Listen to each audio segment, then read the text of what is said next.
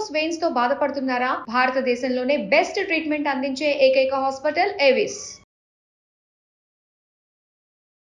నమస్తే, welcome to Suman TV. ప్రస్తుతం మనతో పాటు మాడుగుల శివప్రసాద్ గురువు గారు ఉన్నారు. వీరితో ఈరోజు కొన్ని సందేహాల గురించి మనం మాట్లాడుకుందాం. నమస్కారం గురుగారు. ఆశీర్వచనం తల్లి. గురుగారు, ఇప్పుడు శివరాత్రి రాబోతోంది కదా, అయితే శివరాత్రి అప్పుడు చాలా మంది గుడికి వెళ్తూ ఉంటారు. దానివల్ల రద్దీ కూడా ఎక్కువగా ఉంటుంది. అయితే శివరాత్రి రోజు ప్రదక్షిణాలు అంటే మామూలుగా అయినా కానీ గుడికి వెళ్ళినప్పుడు ప్రదక్షిణాలు చేయడం చాలా ముఖ్యం కదా.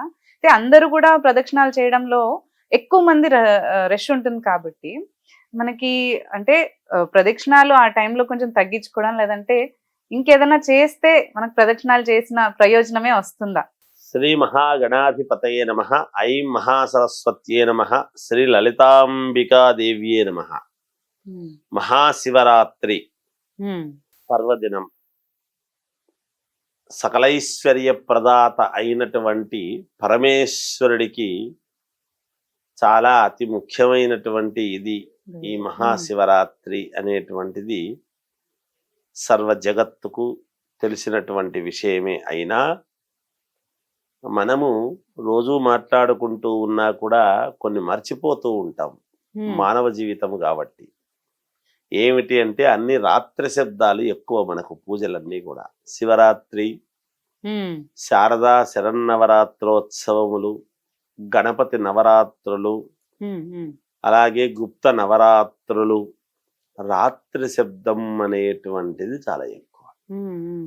మిగతాటివన్నీ కూడా రాత్రి రాత్రి రాత్రి రాత్రి అని చెప్పుకుంటూ వచ్చి మహాశివరాత్రి అనేటువంటిది ఇక్కడ దీని యొక్క విశిష్టత ఏమిటి అంటే, రాత్రిపూట చేసేటువంటి పూజా కార్యక్రమాల వలన ఒక వెలుగు మానవ జీవితములో తెల్లవారితే వచ్చేటువంటి వెలుగు అనేటువంటిది ఎటువంటి వెలుగు?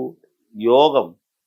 మన జీవితాలకు ఈ పూజ వలన సత్ఫలితం అనేటువంటి యోగము ఏదైతే ఉదయానికి రావాలనో అది రావాలి అనేటువంటి ప్రామాణికతతో చేసేటువంటి పూజలు ఇవి. మరి శివరాత్రి అంటున్నాము కదా, మరి ఉదయము అభిషేకాలు చేస్తున్నాము కదా పరమేశ్వరుడికి. మళ్ళీ రాత్రి అనేటువంటిది ఎందుకు వస్తున్నది అని గనక ఒక్కసారి మనము ఆలోచన చేసినట్టయితే, ఉదయము పరమేశ్వరుడికి అభిషేకాలు చేసిన తరువాత రాత్రి అనేటువంటి పదం ఎందుకు వచ్చింది అంటే, రాత్రిపూట పరమేశ్వరుడికి ఏమి చేస్తే పరిపూర్ణత్వం అవుతుంది అనేటువంటిది ఇక్కడ గ్రహించాలి. శివరాత్రికి మనం చేయాల్సినటువంటిది ఏమిటి అంటే, పరమేశ్వరుణ్ణి ధ్యానిస్తూ జాగరణ అనేటువంటిది చాలా అవసరం. నేను పొద్దున అభిషేకం చేసినాను, సాయంత్రం అభిషేకం చేసినాను, లింగోద్భవ కాలంలో అభిషేకం చేసినాను, పడుకున్నాను అంటే లాభం లేదు. ఆ పుణ్యఫలం అనేటువంటిది మనకు ఎంత రావాలో అంతే వస్తుంది.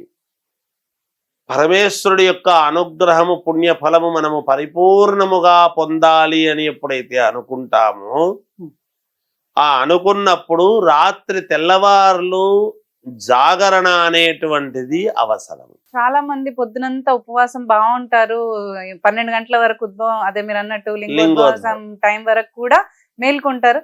తర్వాత ఇంకా అయిపోయిందిగా పూజ అని చెప్పేసి పడుకుంటారు. అలా కాదు, పూర్ణత్వము కావాలి అన్నప్పుడు మళ్ళీ ఉదయము వరకు మేల్కొని ఉండి, మళ్ళీ ఉదయాన్నే అభిషేకముతో ప్రారంభమైనటువంటి శివరాత్రి మళ్ళీ మరుసటి రోజు ఉదయము అభిషేకముతో పూర్ణత్వము కావాలి అనేటువంటిది ఉంది. అలా తెల్లవార్లు మేల్కొని శివనామస్మరణ ఏమి చేసుకుంటే మేలు, ప్రదక్షిణలు అనేటువంటిది వచ్చినప్పుడు ఇక్కడ మనం ఒక్క శివాలయంలో ప్రదక్షిణ చేసేటువంటి విధానము మాత్రం వేరు అని ఏం చెప్పబడింది అంటే, ఎప్పుడైతే గర్భగుడి దగ్గర నుంచి మనము అలా చుట్టూ తిరిగి వచ్చి అక్కడ గర్భగుడి దగ్గర పరమేశ్వరుడికి అభిషేకము చేసినటువంటి నీళ్లు ఏవైతే బయటికి పోతూ ఉంటాయో అక్కడి వరకే చుట్టూ తిరిగి వచ్చి మళ్ళీ వెనక్కు తిరిగి రావాలి. తిరిగి వస్తేనే శివాలయంలో ప్రదక్షిణ అనేటువంటిది సంపూర్ణం అవుతుంది. టోటల్ గా మొత్తము తిరిగి రావటం అనేటువంటిది కరెక్ట్ కాదు. చాలా మంది దేవాలయము వెనకాల నమస్కారం చేసుకుంటూ ఉంటారు. వెనక వైపున నమస్కారం చేసుకోకూడదు, అది చాలా తప్పు. ముందు వైపు మాత్రమే నమస్కారము చేసుకోవాలి అనేటువంటిది కూడా ఉన్నది. ఇలా ప్రదక్షిణలు అనేటువంటిది పర్వదినములో చేసుకోవటానికి కుదరదు కాబట్టి, జనాబాహుల్యం ఎక్కువగా ఉంటుంది కాబట్టి, జనావళి ఎక్కువ విపరీతముగా ఉంటారు జనం. అలా ఉన్నటువంటి సమయములో ముందు ఈ మహాశివరాత్రి నాడు మనం చేసుకోవాల్సినటువంటిది ఏమిటి అంటే, ముందు గణపతికి అభిషేకము చేసుకోవటము. కేవలము పోవంగానే ముందు శివాలయంలో అభిషేకాలు చేసుకుంటుంటారు. అలా కాదు, పాలతో గరకతో తర్వాత మన అటుకులతో ముందు గణపతికి ఆరాధన చేసి తర్వాత శివుడికి అభిషేకము చేసుకుంటే శివరాత్రి నాడు వచ్చేటువంటి ఫలితం ఎక్కువ. గమ్ గణపతయే నమః అనేటువంటి మంత్రాన్ని 11 మారులు, ఓం నమ శివాయ అనేటువంటిది శివ పంచాక్షరీ మంత్రాన్ని 11 మారులు ఎప్పుడైతే అక్కడ శివాలయములో చదువుతూ నిలబడి చేసుకొని వస్తామో పుణ్యము దక్కుతుంది. మనకు రాత్రిపూట చేసేటువంటి ఇది అంతా కూడా జాగరణ అనేటువంటిది చేస్తూ ఉండేటువంటి దాని వలన పరమేశ్వరుడికి రాత్రిపూట శివరాత్రి అనేటువంటిది ఎందుకు వస్తూ ఉన్నది? చంద్రుణ్ణి సైతము నెత్తిన పెట్టుకున్నటువంటి వాడు, చంద్రమౌళీశ్వరుడు అనేటువంటి నామాన్ని ధరించినటువంటి వాడు. మరి రాత్రిపూట కదా చంద్రుడు ఉంటాడు.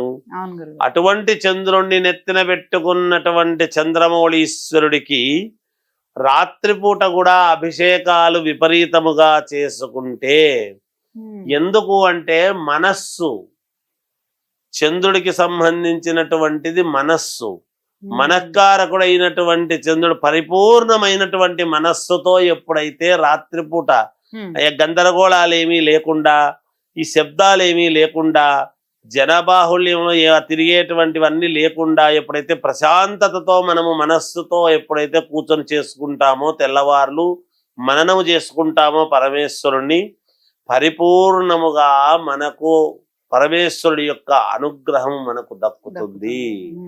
సర్వ ప్రపంచానికి ఆధారభూతుడైనటువంటి పశుపతుడు పరమేశ్వరుడి యొక్క, పార్వతీ పరమేశ్వరుడి యొక్క అనుగ్రహము మనకు పరిపూర్ణముగా దక్కాలి అంటే ఈ విధముగా చేసుకోవాలి అని మహాశివరాత్రి నాడు చేసుకోవాల్సినటువంటి విధి విధానాలు అని తెలియజేస్తూ ఉన్నాను.